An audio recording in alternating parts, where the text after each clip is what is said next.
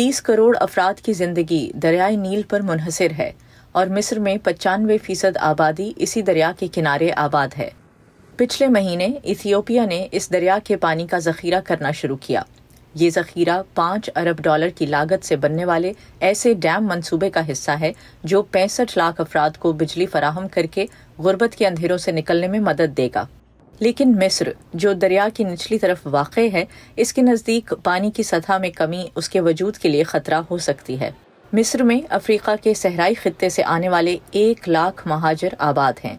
इनमें से कई का कहना है कि डैम के तनाज़े की वजह से उन्हें मिस्र की सड़कों पर नफरत का सामना है।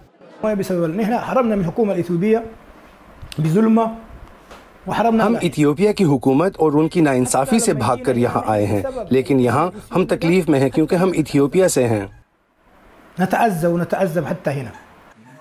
ताहिर उमर हुरू के नज़दीक इथियोपियाई या ऐसे अफराद जिन्हें वहाँ का समझा जाता है, उनके खिलाफ नफरत अंगेज़ अल्फाज, हरासा करने के वाक़यात और तशद्दुद में इजाफा हुआ है।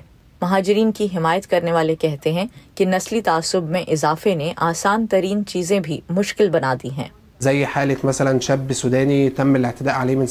मिसाल के तौर पर एक सूडानी फर्द ने बस पर चढ़ने की कोशिश की तो ड्राइवर ने उससे कहा, तुम इथियोपियाई हो और तुम हमारा पानी रोकना चाहते हो। किसी सियाह फार्म को इस बस पर सवार होने की इजाजत नहीं है। في الحالات اللي من النوع دي نقدر نقول ان بترتبط الفعل العنصري بيرتبط ऑनलाइन भी इथियोपिया और मिस्र से ताल्लुक़ रखने वाले एक दूसरे पर तंज करते नजर आ रहे हैं।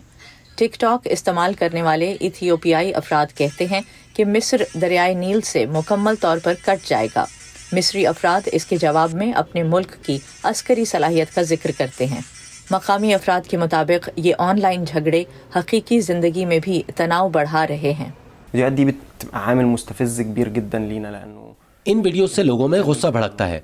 इनमें ऐसे लोग पेश किए जाते हैं जो दावा करते हैं कि वो हमें पानी हासिल करने से रोक सकते हैं, जो कि हमारा हक है।